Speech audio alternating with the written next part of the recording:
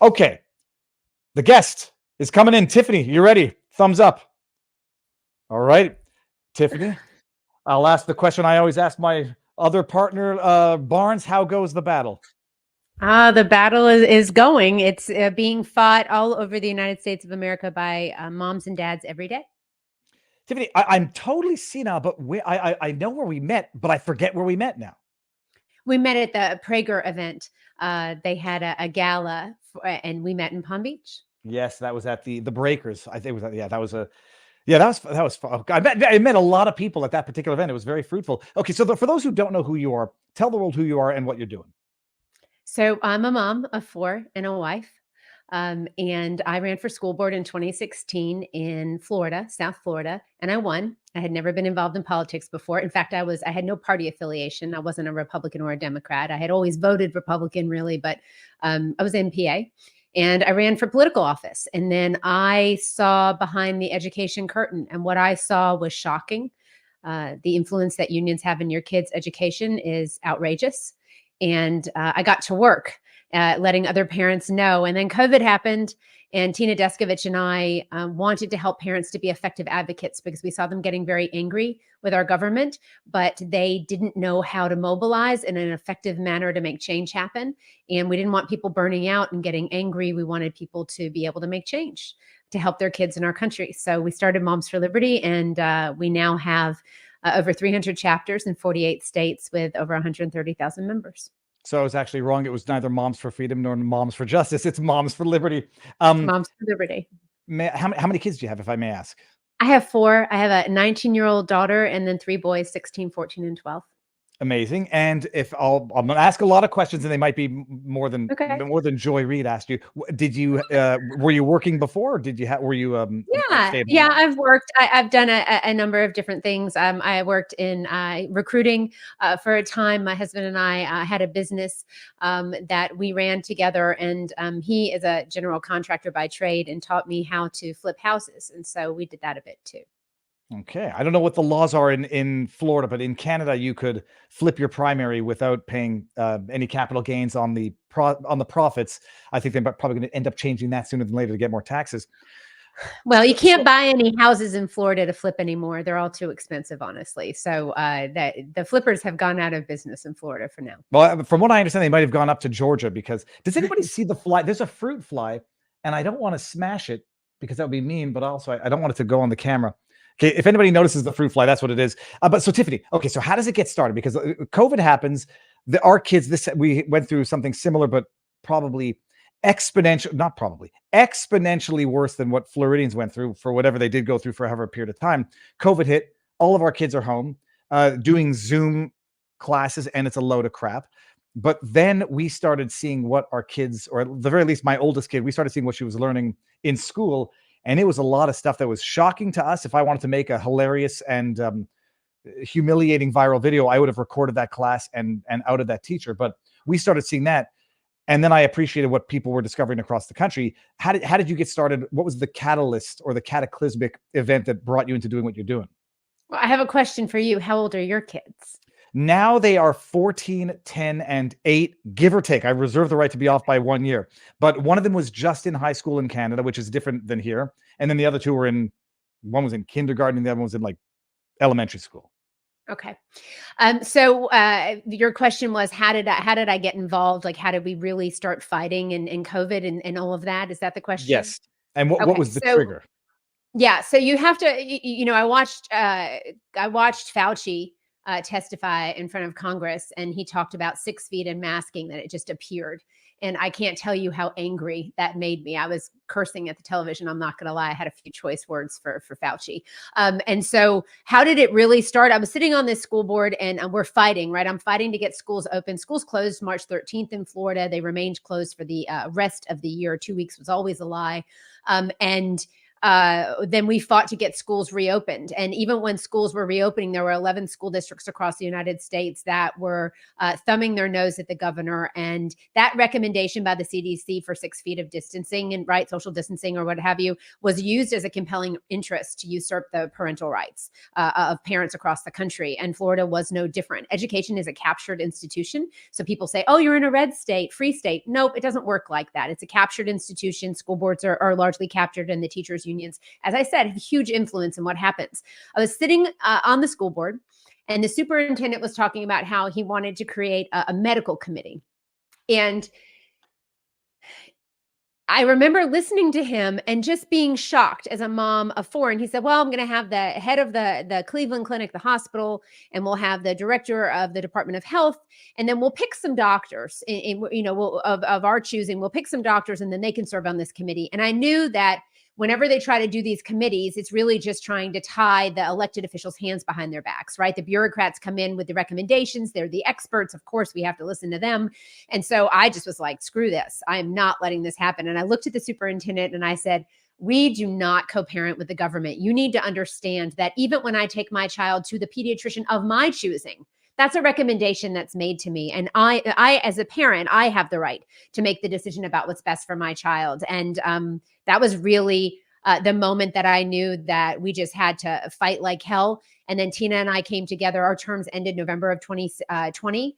And we both had seen each other in the papers, 4-1 votes where we were both fighting against forced masking, against forced quarantining. I would go to our high school, and there would be 50 kids at a time being quarantined, just healthy kids in the middle of 2020, where they would just throw kids in this room and say, oh, 6 feet, you were around someone who has COVID, and they'd send them home. And I remember there was this girl who was standing outside of school just sobbing, a junior who was now going to miss a swim meet that she had worked for her whole life. And I just was so furious at what they were taking away from our kids, which was their future. And so we started Moms for Liberty because we needed to fight. And so we took $500, and in Tina's back bedroom, we launched Moms for Liberty, and we bought t-shirts. We had t-shirts made, and then we sold $150,000 of t-shirts in our first year. And what does Moms for Liberty do, practically speaking, and how does it do it? Because I had the same rage up in Canada, especially with the face masks. And you sort of, on the one hand, you feel impotent because there's nothing you can do about it, especially when there's no broader political or social support for what you're proposing. If I send my kids, I say, my kid's not wearing a face mask. Well, great. They're not going to school. And I don't have any support. And there will be nobody to say, yeah, what we're doing is crazy up in Canada. In Florida and in some places in the States, there was a little bit more support. So you get a group like that going, you'll have something of broader support. But how do you go about getting anything done or opposing anything in the absence of, or is there sufficient support already that you discovered along with the vision that you had? Yeah. So let me tell you about Moms for Liberty membership a little bit. I think it's very interesting. We just took 50,000 of our moms and dads, our members, and said, how many of them are registered to vote? Right? We wanted to know, like, what's the percentage? Because we know in our hearts, we know we're activating people into the political process and into in getting them more involved in politics in general and voting and running for things. But we wanted to see it. So of those 50,000, only about 20,000 actually showed up in the rolls. So that could be, maybe somebody's name was different or something. But that shows us, right? We've got a large contingent of our membership who had not been registered to vote. So we're working on making sure that happens. We also saw that only like about 50% had ever voted in a primary in the past 8 years. So, this is good information to have. Again, people that were never engaged or involved. We're set up by chapter in counties, and I believe that a lot of people agree with what we're trying to do at Moms for Liberty. Our mission statement is to unify, educate, and empower parents to defend their parental rights at all levels of government. And just to be clear, that doesn't mean that I have to agree with every decision that you make for your child, but parents have the fundamental right to direct the upbringing of their child. And that the government can't take that away from you, and certainly not easily, and they don't grant you that right. And so I don't think COVID would have happened if parents had really understood the fact that this is a fundamental right that the government, when the court system, when they challenge your parental rights, they have to use strict scrutiny, right? And I think it's important for people to understand it's the highest threshold that the court needs to reach in order to somehow, take away your rights in some way. But I don't think Americans really understood and knew that. And so what we do is we unify people in these chapters. We educate them on the issues. We give them resources, tools, information, the camaraderie of working together. And then what we found is that when people are unified, they're not alone, because it's scary to be alone. There is no doubt. And they're coming after you and your kids. I know that. But when you're unified and you're educated on the issues, then you can truly be empowered to make change happen, to talk to people and have conversations, because this is really just about awareness. Most people, if you say like, oh, Title IX, how do you feel about it? Most people don't know anything about it. But you say, well, are you okay with having a boy on your daughter's sports team or having boys changing in your daughter's locker room? That's a whole nother story. And what we're seeing is that these are issues that 80, 85, 90% of Americans are with us on. It's just an awareness campaign to let them know what's really going on and to get them involved. Okay, interesting. So not a question of necessarily protesting at schools or opposing PTAs, but rather broader political support or broader political education for the purposes of voting at the macro and micro level, or the broader. Yep. We only endorse in school board races, just to be clear. So we don't endorse in House races or anything. We're a very issues-focused organization, but we do endorse in school board, because in a school board, in your district, in your county where you live, the school board normally is spending the most amount of taxpayer money. And they're sometimes the largest employer in your community. So they have an enormous impact on the trajectory of your community and the future of America. And so we really focus on school board because the left and the teachers unions have focused on school board for a very long time. And there are reasons for that if you'd like to talk about it. Well, absolutely. And I think I know what they are, but I mean, I know how it goes by way of indoctrination. You got to get them young. And in the meantime, I'm trying to find that picture. If anybody in the chat can get it, or in locals, the picture of the kids sitting in hula hoops at the daycare. I know I tweeted about it 3 years ago, but I wanted to bring it up just to show the child. I called it child abuse. I know I did it, but no. So tell us, I mean, tell us why, but I think most people can anticipate the focus on kids with schools. Yeah, well, the left has 21,000 single issue organizations that they're constantly engaging with voters on. So I think the right has about 4,000. So it's this constant relationship with voters, with people in America about the things that they care about. And then when it's time to vote, they kind of activate people to go out to vote, right? Whether they want to say it's women's reproductive rights or what have you. And so the teachers unions, 99% of what the teachers unions do, political contributions go to Democrats. They are the foot soldiers for the progressive far left. They use the schools, obviously, to indoctrinate our kids. We know that. The goal of schools has completely changed. Parents' expectations haven't, though. Dads like you want your kids to learn to read and write and do math. But what schools are really interested in is creating little social justice warriors who can be activated on any issue, right? Let me stop you there, because it's a little effing insane. And it's quite on point. And my kid, I discovered, I don't want to, it's not a question of embarrassing anybody, but like days of the week, months of the year, basic things, like hours in a day, days in a week, weeks in a year, days in a year, the day of the week, the month, all of these things, like they don't teach it at the schools. I mean, they actually don't teach it, but I do know what I've seen in those classes, because I'm quite involved in my kids' lives and at the school, and they know me. I don't make fights about things, and I have not gotten any hate yet. But I know what's going on there, and they're focusing on ideological things and not the basics that you need to know in order to know when summer starts and when you go back to school. Sorry to cut you off. So please carry on. Yeah, I mean, more ABCs and less LGBTs. I don't know what else to say. The least interesting thing about a child should be their sexual orientation. I can't believe that is some kind of a radical thing to say, but it's true. And instead of teaching kids to read, write, and do math, and just to be clear, we only have about a third of our nation's children proficient in reading in 4th grade. If you want to look at subgroups, it's even lower. If you look at, if I may ask you about this stat, is this post-COVID or pre-COVID?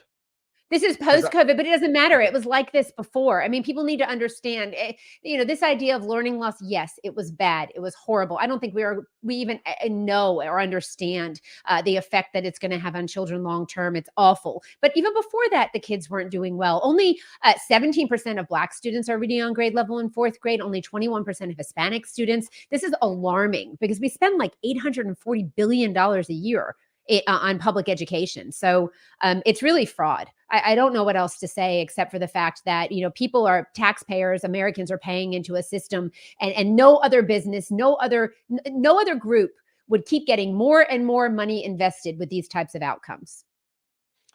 Those numbers are wild. What is the other breakdown? So 17, I don't even know what it was. 17% Hispanic, 14% Black. 21% of Hispanic students, 17% of Black students across the nation. When you zero in on places like New York City, it's only 11% of Black students reading on grade level. So we had a town hall in District 2 in Manhattan, and the Manhattan Borough President, Mark Levine, was outside with a bullhorn. I had invited him to come up and be on a panel. And he said, no, it was 25 degrees outside. And he stood outside yelling at a building saying, we don't care about anything that Moms4Liberty is talking about up in this meeting. And the truth of the matter was, we were talking about the fact that New York parents want choice. There's a cap on charter schools in New York City, but 23 of the top 25 schools are charter schools. And so New York City parents in Chicago are crying out saying, our kids are trapped in failing schools. We want more choices when it comes to our kids. And yet the teachers' unions and our government is pushing back against that. Okay, but so flesh that out. I mean, you hear about the teachers' unions, the power that they have, whether or not it's fraud or, money laundering, or it's just a monopoly that's not willing to relinquish power. Flesh that out. What is the power, the scope, and the breadth of teachers' unions across America? So teachers' unions siphon dues away from teachers. So in Florida, that's a problem, right? So we're always saying teachers aren't paid enough. They are kind of blackmailed into becoming members of the union. I remember there was a teachers union member who spoke at a meeting that I was actually in attendance about some of the concerns she was having about children with learning disabilities during COVID and virtual learning. And when she spoke, she went to go sit back down, and another member of the teachers unions went like this to her. And so just to be clear, there's a huge amount of intimidation happening on America's teachers in order to be members of the union. But when we see states like Florida take steps where teachers unions don't have their dues automatically deducted by the school district, they have to actually stroke their own check. Guess what we see? Teachers leave. Teachers unions in Florida also are decertified if they don't have 60% of their membership paying dues. And so the truth is that while unions have intimidated teachers to be members, they don't really need to be members. If you're a teacher and you're watching this, check out the Freedom Foundation. They will help you to leave your union if you have concerns. So they use the schools to push ideology and things like gender identity, the work of the United Nations, Agenda 2030, the 17 Sustainable Development Goals. The NEA has curriculum that they've written that matches with that. Where do those directives come from? Because people think in Florida, for example, you got DeSantis as governor. He's conservative and would infuse those principles or those guiding those guidelines into the school system, which he doesn't. Where do those directives come from? Who is the one calling these shots? Well, the federal government, sometimes in the Biden administration, the fourth and the administrative state is no joke. And you'll see, like the Biden administration, we should talk about Title IX and how they're actually pushing that ideology into schools, going against states and states' rights in education.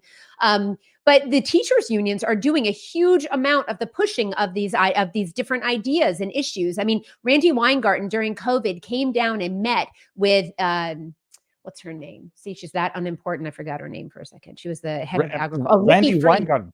Okay. Randy Weingarten is the head of the AFT, the second largest teachers union. The first largest is the NEA.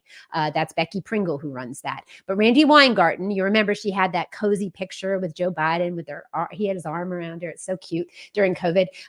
So she came down in the middle of COVID and met with Nikki Fried, who was the head of the Department of Agriculture, the only Democrat who was actually serving in office in Florida at the time.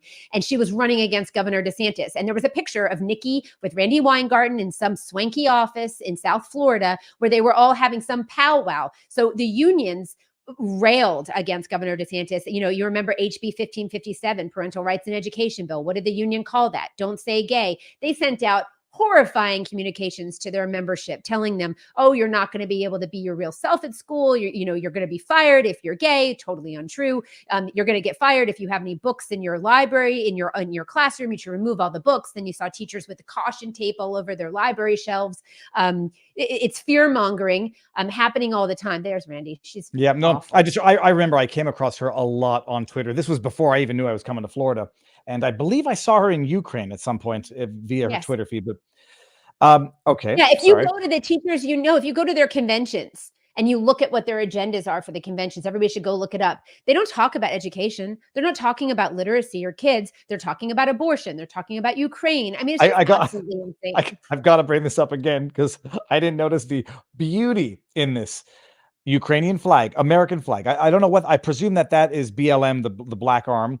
I don't know. She's not black, so it feels like. No, I know. No, that's the amazing literal white knighting or white princessing here. I don't know what the purple, sir. I mean, it's just like it's endless virtue signaling. I don't know what the hell these things are. Holy hell. But this is like, some people are going to go back. Was it Zoltan, the Gulag Archipelago, or how you infiltrate a society, you get them in the schools? The principle of communism is that the father, the parents' love for their children is irrational. The state's love for the children is rational, which is why the care should be entrusted to the rational love of the state. And we're seeing this infiltration in America at all levels. We are. You see Joe Biden standing in the Rose Garden at the White House saying, it was like they were honoring teachers. And he said, when they're in your classroom, they're like your children. They're all our children. And my message to Joe Biden was, hell no, they're not, sir. These are our children. And so we're just in a battle right now where you have schools that are driving a wedge between parents and kids. And we can talk about, again, some of the secret gender transition that I know people want to think isn't happening where they live, but it is. It's happening in Florida. My friend is in the middle of a major lawsuit after her daughter was transitioned at school without her knowledge or consent. So this is happening everywhere. Well, we're going to get to I'll get to all the issues, but you ended up on Joy Reid, and I don't know if I saw the video at the time, but I have since watched the entire thing. The most insufferable, she's up there tied with a number of other people, the most insufferable person on earth. You're up there talking about the book issue, the book ban in Florida, which I've always said, and you said it eloquently, and I don't know how you kept your cool, is no book ban whatsoever. It's a question of limiting what kids can have access to while they're at school, much in the same way you don't let them access porn on YouTube or on the internet. You don't let them access porn in books, and nobody complains about that. One question that I've always had is the talking point, the bookshelves were empty. And I think I remember seeing this. I don't remember where I was, if it was in Canada or here. Bookshelves in the libraries are empty because they've banned all these books. And I'm like, I thought I understood that it was sort of an act of protest where these not librarians, but teachers were saying, well, we don't know which ones are going to be bad and which ones are going to be good. So we're taking them all out, and look what you've got now.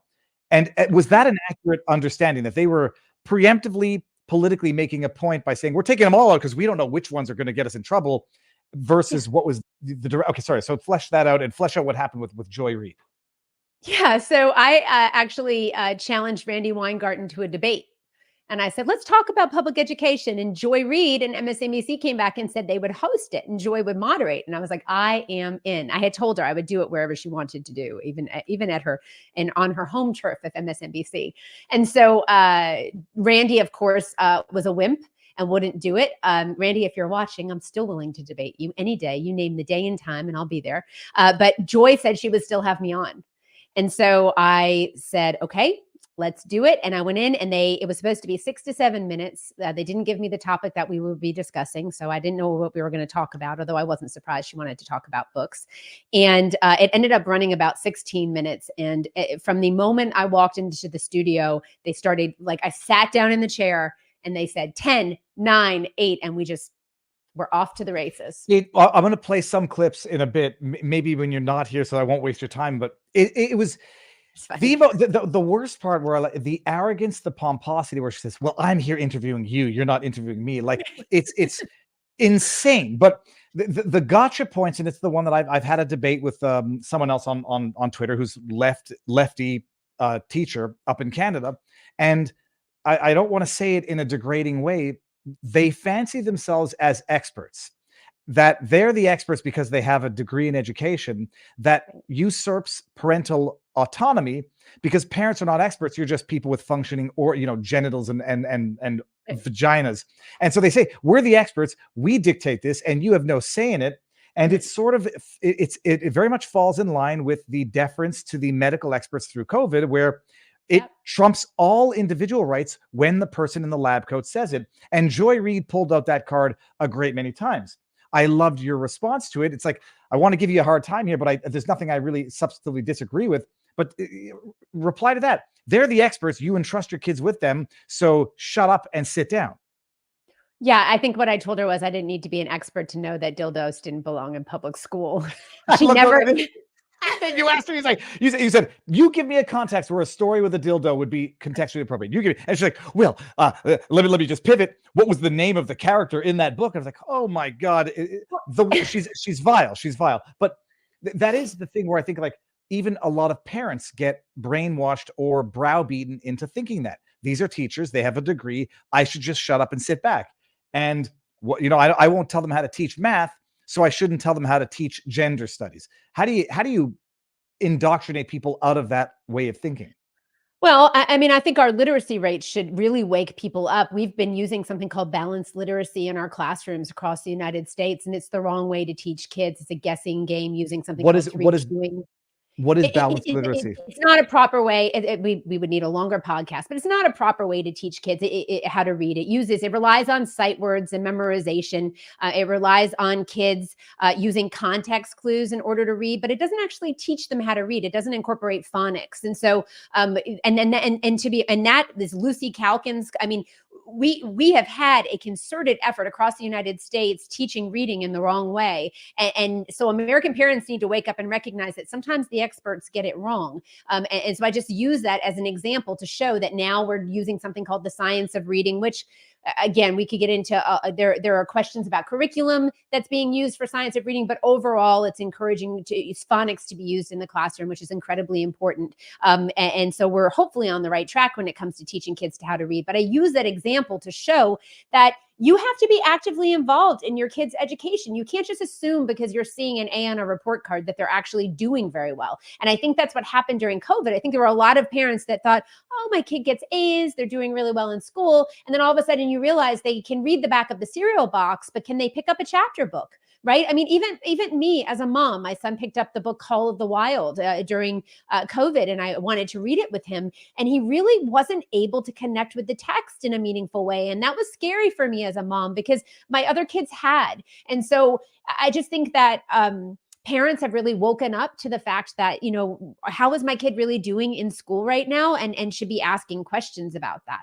It's very interesting because I got three kids and they're different. And one of them doesn't like school. I mean, my youngest son hates school about as much as I do because I went to their graduation, their end of day class, and it's prison. It's prison for a kid. There's 23 kids, maybe 20, I don't know, 20 or 23 kids, one teacher. Boys are just biologically crazy. And all that they want you to do is sit down, be quiet, and don't make the teacher's life a living hell for the day. And they're freaking kids. The system is not made for people like me or kids like me. And during COVID, they did such stupid stuff.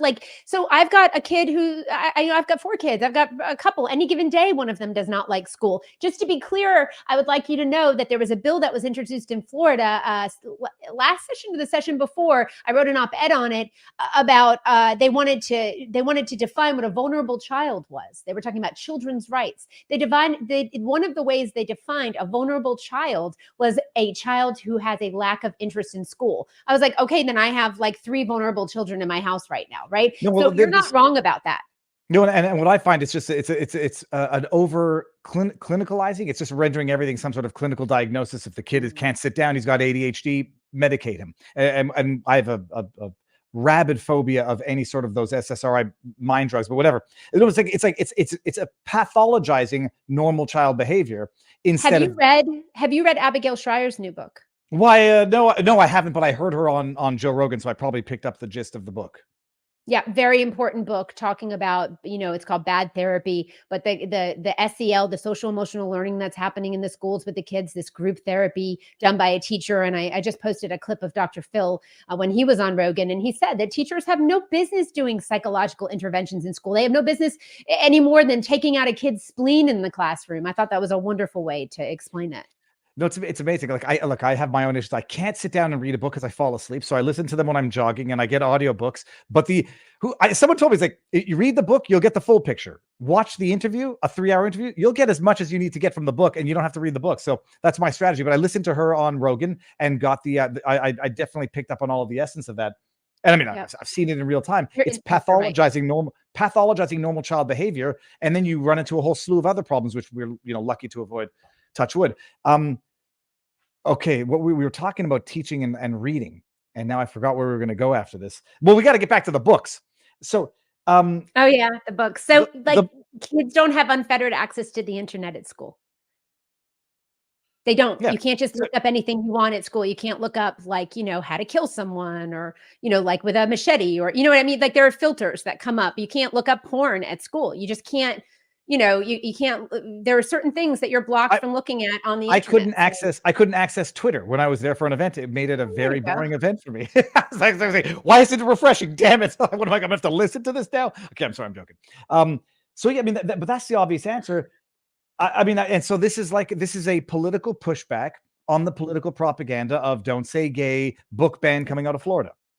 That's Yeah, it's a fantastic. political bludgeon used by the Democrats, although Biden hasn't been using it as much anymore. But the first campaign video that he put out, he was, war against MAGA book banners or whatever. No one's banning any books. Write the book, print the book, publish the book. But we're talking about children's public school libraries. So this idea that somehow age appropriate doesn't exist, or there's, because it's written, it can't be, damaging to children, is just a joke. I see. I got a bit. Well, it's not a double standard. It's like I might let my kids watch Spaceballs. I let my kid watch Spaceballs at a young age, and he was on a playground, and I heard him go, "Keep firing, assholes!" And I was like, "What did you just say?" He's like, "Keep fire." It's like, you can't say that. If you say these things, we can't watch these movies anymore. So we all learned a valuable lesson. But the parental rights versus teacher indoctrination are two very, very different things. I just want there was a question up in Rumble that says, from Tzedakah, her name is Tzedakah, which means charity in Hebrew, everybody. Do you have a chapter in Michigan? I have the hardest time finding anything about how those running for school board. I presume you can go and find whatever state has a chapter of. Yeah. If you go to our website, there's a big map. Click on your state. There'll be a drop down menu. It'll show you where the chapters are. If we don't have a chapter in your area, please click to start one. You need 10 like-minded people. And I promise you, it is a very effective way to make change happen, not just in your local community, but we have legislative committees now. So every chapter sends a liaison to a legislative committee where they work on a legislative platform. They stay involved in the things that are happening regarding parental rights and education. And it's just there we go. It's just very important. So you say, keep going. If you go to find my people. Look at this. Okay, cool. Yep. Yeah, I like now. If I've noted, let me see here. Okay, I don't know what state this is. Not. Oh, look at that. It tells you what it is. So Idaho's only got one chapter up there. Right. What state is this? Nebraska's got one up in the north here. There is no state that does not have. Oh no, right there. Utah has no chapter. Two. Utah does not have a chapter, and Vermont. But I'm coming for you, Ben and Jerry. So watch. There you go. Well, I presume Utah doesn't need one because of the Amish population has their own schooling and maintains a certain. Is that the reason, or is that I think the Mormons in Utah are very, like, they have a real sense of community, so I think that's been helpful. I said the Amish. I meant did. Mormons. It's Mormon. Right. Yeah, no, that's right.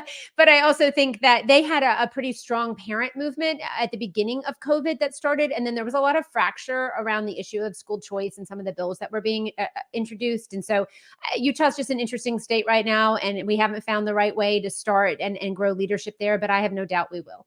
Well, and Vermont, I think now is one of the least populous states in all of America, so might not have the demand. But there's schooling problems in Vermont as well, or the same types of problems. Yes, the same types of problems that exist all over the country. And that's kind of the interesting thing. It was, we're a grassroots organization, and we want to make sure that if you're a chapter member, or you're leading a chapter, you're addressing the issues that are affecting you and your community. It wouldn't make sense for you to fight against graphic books in your libraries if they don't exist there, right? And so we want, again, people to be effective. So they need to engage on the issues. But as I've stated, there are common issues, common things that we have seen happening across the country: the literacy rates, the math rates, and the lack of real learning, the indoctrination, the ethnic studies that we've seen, the critical theory that's been laced into the classrooms, the gender ideology that is being shoved down our children's throats. And so this is happening everywhere. There is not a state that has been able to escape this. And that's, again, because education is a captured institution. And so red state, blue state, the leader of the state can only do so much, but education is a way that, think about it. Think about how many 13,000 school districts, think about the capital they have, the buildings that they run. And if you want to know what they think about those buildings that they run, you can think about Eric Adams.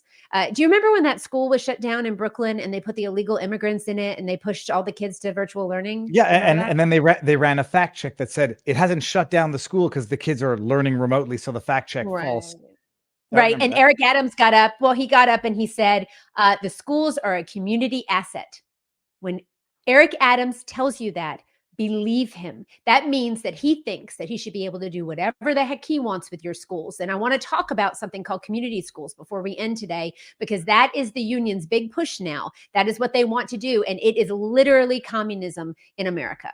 Okay, but before you get to community schools, I'm an ignoramus, and for anybody else out there who is also one, the difference between public schools and charter schools, I'm not sure that everybody understands what a charter school means. Sure. Charter school is a public school. So you can think about public schools as traditional public schools that have a school board. And then you can think of charter schools, which are public schools, but have their own governance model. So they have their own board. And the district isn't able to... the district doesn't run the schools. The district often acts as a pass-through for funding, but they're not. But the board actually makes decisions for those schools. Okay, so oversimplified, an independent public school is the issue about accessibility to these schools, demand, or the eligibility to go to charter schools for those who want to get out of the non-charter public schools. I don't understand. What's the distinction? And do people have a preference, or do people who are conscious about this want to go to charter schools and they're not allowed to for whatever the logistical bureaucratic reason? I really think that the majority of Americans would be very happy sending their child to their local community public school that's around the corner if the kids were doing well in the schools. I think charters and other types of school choice and innovation have happened because the public schools are failing, and parents have been so incredibly frustrated, and education leaders too, and teachers are frustrated by the system. School districts do two things well. They celebrate themselves and they protect themselves, and they often celebrate themselves to protect themselves. So that's how you have like 25% of your kids in 8th grade reading on grade level, and then 91% graduating. I could actually pull up some places where that actually happens. And there is not a lot of reading remediation that is happening in between 8th and 12th grade. So obviously they're cooking the books. It's called graduation inflation that's happening all over the country. So. Okay, and I hope that question wasn't a stupid question, but okay, get back. Well, because I hear the term charter schools, and I don't appreciate the distinction between that and a public school, but a private school, that much I understand, but then the issue is finances. Let me see. Yeah, Viva charter is asking, school is public funding. Oh no, so Viva, someone's better phrasing my question. Hawkeye 102: are people prevented from sending their kids to charter schools? Charter schools, I understand, perform better than public schools, traditional public schools? Yeah, it's true. I mean, if you're looking at charter schools versus, I think that it's increased the competition about where kids will go to school. And so I think that does help public schools to get better in some ways when there's increased competition. School choice in general does help public schools to, need to improve. The only thing that would keep you from sending your kid to a charter school really would be the capacity. Normally there are wait lists on charter schools around the United States, but people do want more options options for their kids, and they want to make sure that the district and all their nonsense isn't coming into their schools. So charter schools are one way to try to make that happen. But, when you look at Title IX and other things, because they're receiving, anybody who receives $1 from the federal government will be subject to Title IX. So. Okay, that's it. Well, we're going to get to that for sure. And then Chad Forrest is a joke here. Says public schools are, well, it's not a joke. Public schools are not failing. They're succeeding. They create newly indoctrinated Marxist revolutionaries, which is a good segue into this question. So what's going on with the communist schools? I mean, what is the term and what is the impact and what's going on? Sure. So when Randi Weingarten was brought in front of Congress to speak about learning loss during COVID, she said the way that we combat learning loss is through something called community schools. Community schools are meant to act as a hub for every single service in your community. So they would like to put school-based health clinics into your schools and bring a lot of community partners into your schools. These are those 21,000 nonprofits that I talk about, that the union funds, that corporations fund, people like Bill and Melinda Gates, Zuckerbucks, and different stuff like that, right? They use these community partners to bring information in. In Florida, for example, there was a LGBTQIA plus group that was so nice to put together transgender guidelines for schools that came in as procedure. So as a school board member, I never saw it. It came through our student services department, and they just on a silver platter delivered guidelines that you could use in order to transition kids at school behind the backs of parents. So when you look across the United States and you have lowered ages of consent, I know all of you have seen bills across the United States that are lowering the age of consent for children down to 13, down to 12. In North Carolina, I know everybody wants to say, oh, red state, blue state. North Carolina, the age of consent is 12. It's actually 13 in Seattle and Washington. So let's wake up, people.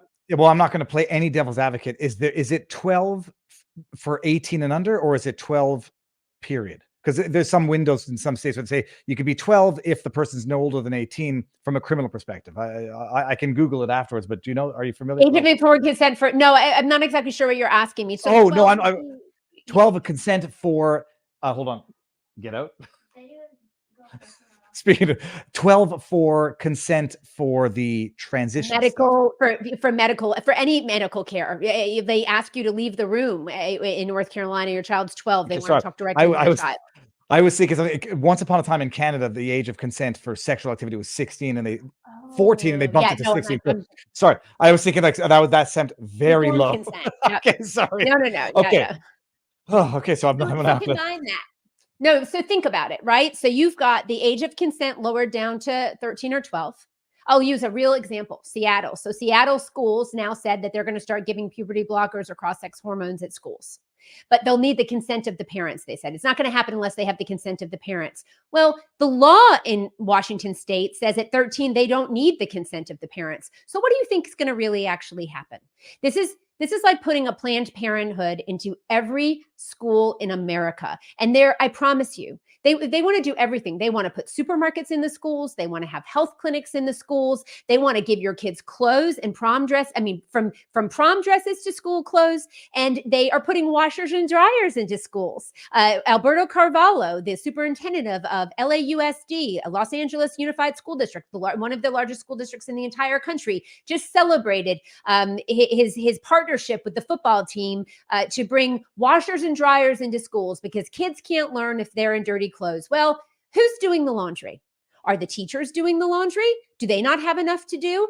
Are the kids bringing their laundry to school with them? Now they're getting naked at school and changing clothes. Where is that happening? How is that happening? Do we really want schools who are failing to teach kids to read to do kids' laundry? There is not enough money in the entire world for American public schools to raise other people's children. It's just not possible. And it is truly communism in the making. And if you go to Randi's Twitter page and you search community schools, look what she posts. Go to Becky Pringle, look at Carvalho, look at Cardona. Look what I'm going to do it right now. Is this one of the examples? The Institute for Educational Leadership. I just pulled one up. This came up, but it says I'm just trying to get the goal. Community schools, yeah. It's hold on. Where was it? Where I saw here we go.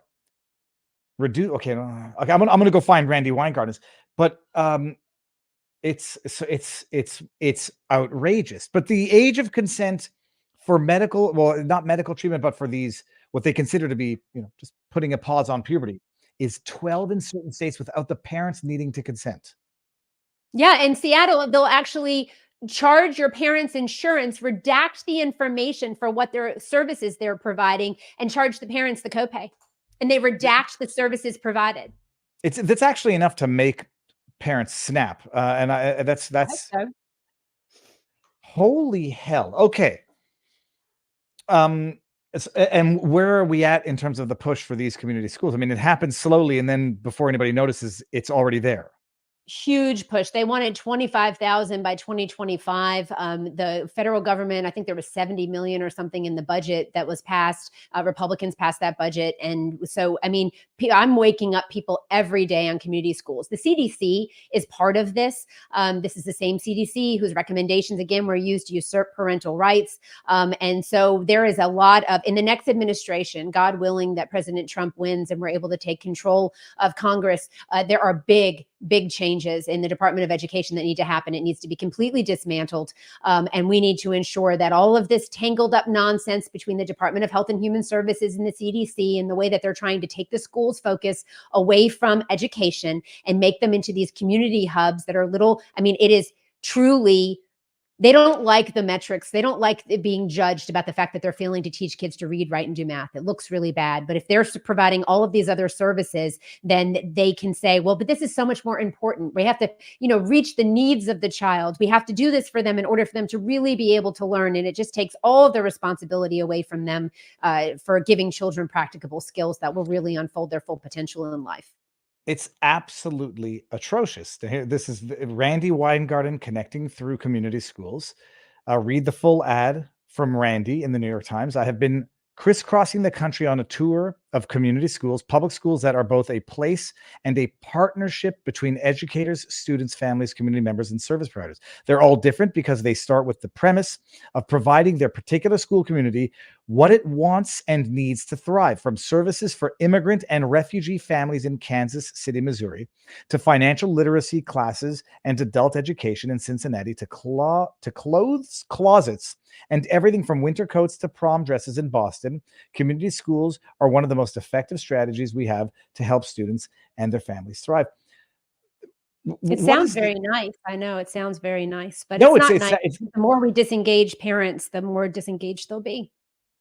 What is the push now for homeschooling? What's that has been normalized in my life. I remember not knowing anybody who was homeschooling, and now I know a lot of people who are doing it. Is homeschooling the solution? And do you have any quick stats off the amount of people homeschooling now versus 10 years ago? Yeah, I mean, homeschooling, I don't have the specific stats in front of me, but it's absolutely gained so much momentum, especially through COVID, where I think parents were like, I don't know if I can teach my kids. I don't know what that looks like. And then they saw what they were being taught in COVID and they were like, forget this. I can do this part, right? You said, we opened and you said the thing about the kids in the hula hoops. And I remember seeing a meme that said something like, don't homeschool your kids, they said. They're going to be socially awkward, they said. Like, and it's like, for real, we had kids sitting out in, 40-degree weather in New York on the ground eating their lunch in the middle of COVID. It was absolutely atrocious, and not being able to speak and wearing masks constantly. So homeschooling has exploded. Public school enrollment is down across the board. I'll speak at that District 2 where I held the town hall, used to have 70,000 students in attendance in their schools. Now I think they have something like 40,000. Their numbers are plummeting all over the United States. So as schools lose kids, the unions have to ensure that their funding continues. And so they want the schools to take more and more and more of the community services on. And here's the other thing that people need to think about. If you have community partners that are thriving in your community, so I want to be clear. I'm not saying that we shouldn't do everything we can to meet the needs of people in our community. And I'm all for individuals choosing to make donations and to support philanthropic organizations that are doing good work that they feel is important. But we shouldn't have taxpayer-funded philanthropy. And when you start bringing these community partners into the schools outside of the community and only into the schools, right? And you start funding them through the mechanisms that we use for public education, a couple of things happen. First of all, as I said, there will never be enough money. Children will have access to services and different information that parents will have no idea what they're being exposed to, but then also we'll never get it out. Once all of these community partners are sucking off of the gosh, the teat of American taxpayer money. I don't know what other way to say it. You're never going to end it. And then you're not going to just be the horrible person like Tiffany Justice, who doesn't want the washers and dryers in schools because she wants teachers to be able to focus on actually teaching children, not doing their laundry. God forbid I say that, right? I'm a monster. But now you're going to be the one who's going to say, well, how are you going to disentangle all of these community partners that are being funded through this mechanism and push them back out into the community to have private? It's not going to happen. So once you start providing these services through the schools, it is a slippery slope. It will never end, and we need to fight like hell to stop it. Holy hell. Okay. I'm at a loss for the next question. So okay, I don't know how many people watching now have never even heard the term or concept of community schools. It's the state's wet dream, and it's every parent's nightmare. Is what this? Right. Okay. Right. How many members of Moms4Liberty? And it's not only limited to moms, right? No, it can be moms, dads, grandparents, aunts, and uncles. We just know that, first of all, if you get the moms, you get the dads. And, I have always said to people when they're like, well, where are the dads? I'm like, well, moms are willing to have conversations. When you start dealing with dads and their children being hurt and threatened, and when you have to deal with the dads, some of the talking is going to stop. Dads have a different way sometimes of getting things done. And so we just really felt like we were going to activate moms who were very involved in their children's education. When you look at COVID and who ended up staying home, in many cases, it was the mom. But you don't have to be a mom to join us. In fact, in a lot of places that have become a little bit more dangerous for us because we've been targeted by Antifa and others, we have men who are leading up some of those chapters to send a strong message to the community that they can't be threatening us with violence. Because unfortunately, that's happening quite a bit. Well, let me show you a meme from our locals community, which I think is on point here. If you homeschool your kids, they won't fit in with society. Correct. That's the That's right. Giga Chat. Tiffany, hold on. Have you got time for a few questions? Because I just opened it up in our locals community. Okay, let me. I know there's a couple here. Hold on. Get the meme out of there. Let me see what the tip question was. There's a question here. Could pushing for a bill to make money follow the kids be a way to defund the school unions? Asks Crash Bandit. This is not a question I can even understand. Let me read it again. Could pushing for a bill to make the money follow the kids be a way to defund the school unions? Yeah, I think that's what you're seeing all over the country. I just had Corey DeAngelis on my podcast. He wrote a book called The Parent Revolution, where he's talking about parents like our moms and dads that are stepping up. And, what's happening, what you're seeing now is school choice is just exploding all over the country. And now it's universal school choice. When school choice first started, it was normally kind of kept to lower income families who wouldn't have the means to send their children to a private school. Now it's been opened up to every child. And I believe that it should, because if we believe in the fundamental right of parents to direct their kids' education, that's a principled issue, right? It doesn't matter how much money you have that right to direct your kids' education. You shouldn't have to send your kid to a public school that's failing again. What universal school choice has done, however, and I'm very happy about it, is helped the marketplace expand, because it wasn't really supporting, school choice wasn't expanding as it should have, because not enough people were involved in it. So yes, I think there are something like, I think in the past 3 years, I don't want to get the number wrong, but I want to say 13 more states have added education savings accounts and universal school choice. And that's why the teachers unions fight against school choice so much, because they know that it means less money into their coffers for political donations. Interesting. A hyphen in our community asks, have you sued any school boards with any success? Have there? Yep. We have actually. Yep. So we actually have a case right now. So success looks different in different ways. Sometimes, we end up having settlements, which has been really good, or we are able to change things without actually having to sue, and we get the policies changed in the community, in the district, and that's always ideal when we're able to do that. But we actually have a case pending in the 11th Circuit on appeal for a free speech case from Brevard County Institute for Free Speech. Alan Gora actually representing us there, and that was mics being shut off, because I think parents dared to come in front of the school board and actually name individual school board members. How dare they? It's craziness. It's amazing. My brother up in Canada. Well, that's it. My brother up in Canada has become something of a lawyer activist, and he goes to these school board meetings and medical, and they either don't give him the mic, they don't let him into the location, and so he's been fighting just to have his voice heard. But he's been getting in and getting good video clips or getting good sound bites because he's a smart man. Joe Maskew in our community says, "Who does the buck stop with for policy applied at school? I once asked a school board member about curriculum, and they told me that it's set by the state and it's out of their hand. I doubted that, but I didn't feel comfortable addressing it with this person in public." I think it depends on what state that you're in. The school board, normally you have a curriculum adoptions process that happens in your district. So at the state level, they may have, like in Florida, they have a suite of options that you can choose from, that your district can choose from, that have been approved by the state. I'm sure many of you saw the battles about getting the woke curriculum, getting the woke stuff out of Florida curriculum. We actually had publishers who removed certain content because it contained critical race theory or other issues like gender ideology. And you're not allowed to teach that in Florida schools. It really does lie with the individual district and in making that choice. But again, it varies from state to state. So my best advice would be to, depending on what state you're in, go and do a little research about that. But school board members have a lot more power than they like to often exercise. They're always willing to abdicate their authority to bureaucrats so they don't have to take so many concerns or questions.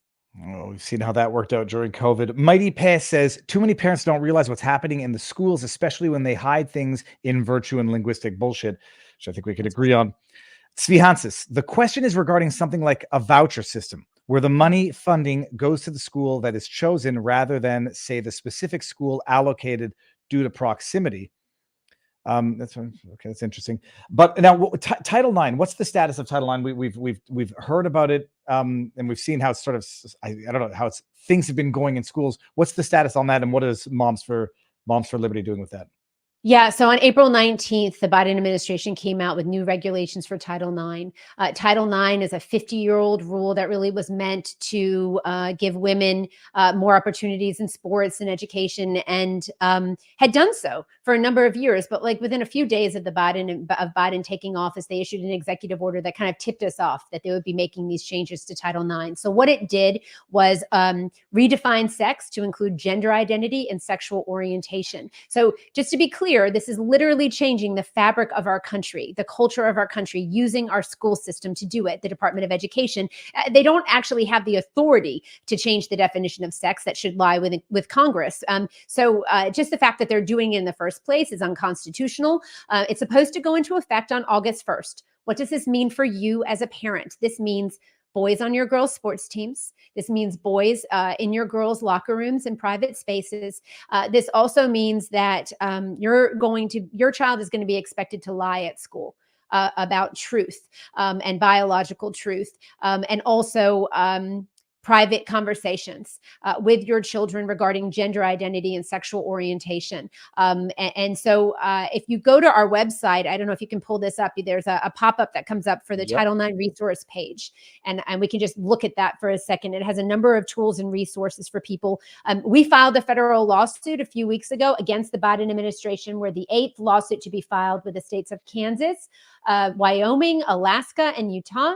I believe. Yep, that's right. And if you go to resources, let me see how. Okay, right here. Boom. And then if you go down to I'm looking at for parents. For parents.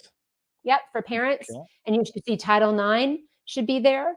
If you go down a little bit, there it is, right there. That picture of the girl right there. I think if you click on that in the locker room up at the top right. Oh, here we go. Sorry, I can't see. Okay, good. Let's see. Fine. All right, bring this. So this is a really comprehensive resource page with tools and information for parents. It has the original Title IX rule. It has a fact sheet that we created about it. It has all of the lawsuits that have been filed against the Biden administration. I think there is, I want to say 9 now.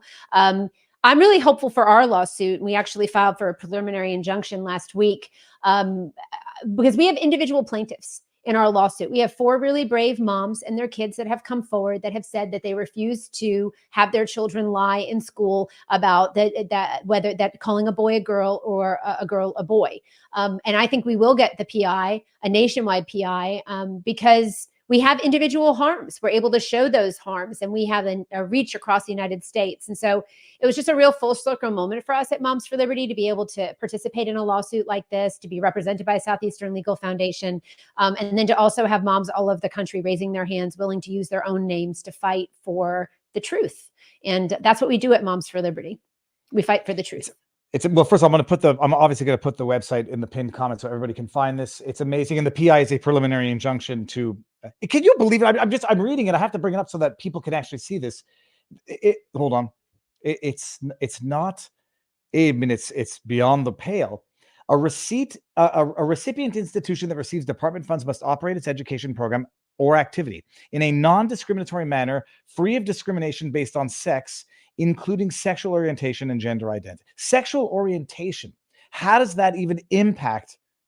It doesn't make sense except in the most nefarious way possible, which we don't need to entertain, but you're doing amazing stuff.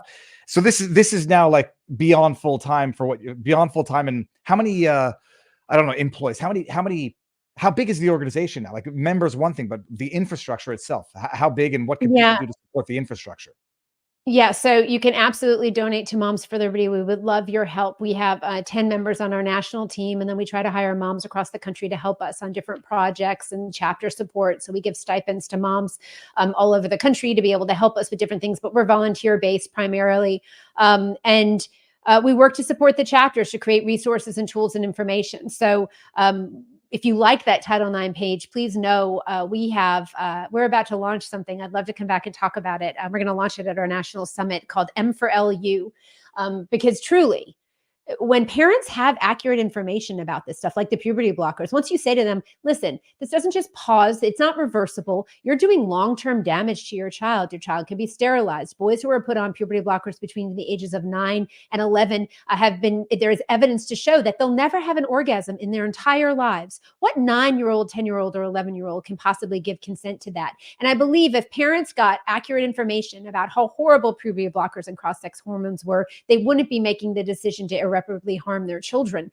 So we are going to roll out 30 months of programming. Every month we will tackle a different issue. It's very multifaceted. We'll have live events. We do a book club every month. We'll have fact versus fiction pages for you to be able to engage in conversation. And we are going to arm you with the tools and information that you need in order to fight for a better future for America and your kids. Amazing. And yes, you will definitely come back. I'm saying, this took a little while to get this interview, but it's fantastic. I'm glad it finally happened, and we will definitely do it again. Tiffany, I'm going to put the link up there. I'm going to continue rambling after you go. I can't really think of a better way to end it there, but I know that you'll get one more member, at least. If it goes by family, you'll get 5 new members the second I'm done streaming, because you're doing fantastic stuff, and Godspeed. Thank you so much for having me on today. I think you're fantastic, and it was just a really great opportunity. So thanks. Amazing. All right. We'll talk soon. I'll message you afterwards. Awesome. All right. Have a good night.